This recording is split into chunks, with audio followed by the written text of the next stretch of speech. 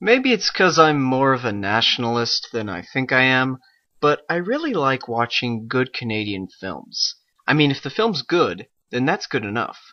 But if it's also Canadian, that somehow brings it up a level for me.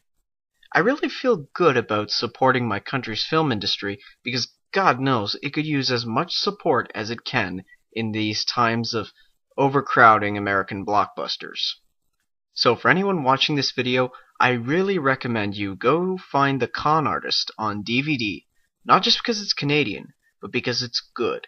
Despite my own support for Canadian cinema, I wouldn't recommend a film if it wasn't good. The movie's about Vince, a car thief who's just been released after serving 5 years in prison. He wants to change his ways, but Kransky, his old boss and mentor, wants him back on the job.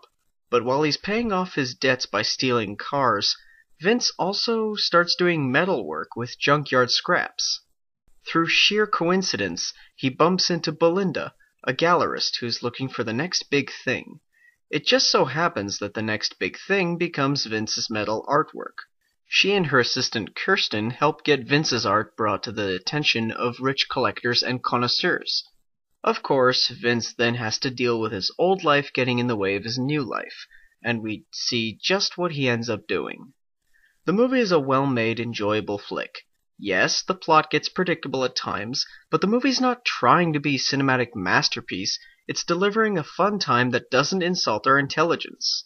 The actors do a great job all around, and there are some interesting appearances by some familiar faces. We have Rebecca Romijn as Belinda, Sarah Romer as Kirsten, Donald Sutherland as Kransky, and Donald's son, Rossif Sutherland, as Vince. Oh, and from out of left field, Russell Peters plays Mr. Pogue, Vincent's parole officer. It's really nice to see this hilarious comic actually give a grounded performance that doesn't take away from the mood of the film. The real star of this movie, though, is Rossif Sutherland. Rossif is one of Donald's sons through a second marriage, and is 10 years younger than his half-brother Kiefer.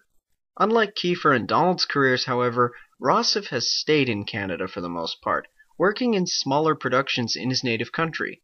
For anyone interested, I recommend some of the movies he's been in, and I find him to be a very talented actor like the other members of his family. So it's all the more awesome to see Rossif and his father in a movie together. There's a scene where Kransky goes on about how Vince is his favorite and his heir to the operation he's been running, and I jokingly wondered if Kiefer might take offense. Jokes aside, it's great seeing one of Canada's best actors alive starring alongside one of his sons in this movie, and the rest of the cast do a great job as well. Rebecca Romijn in particular has a field day trying to balance her sexual promiscuity with her uptight attitude. For anyone looking for a good movie that's not too ambitious but is still very well made, I highly recommend this movie.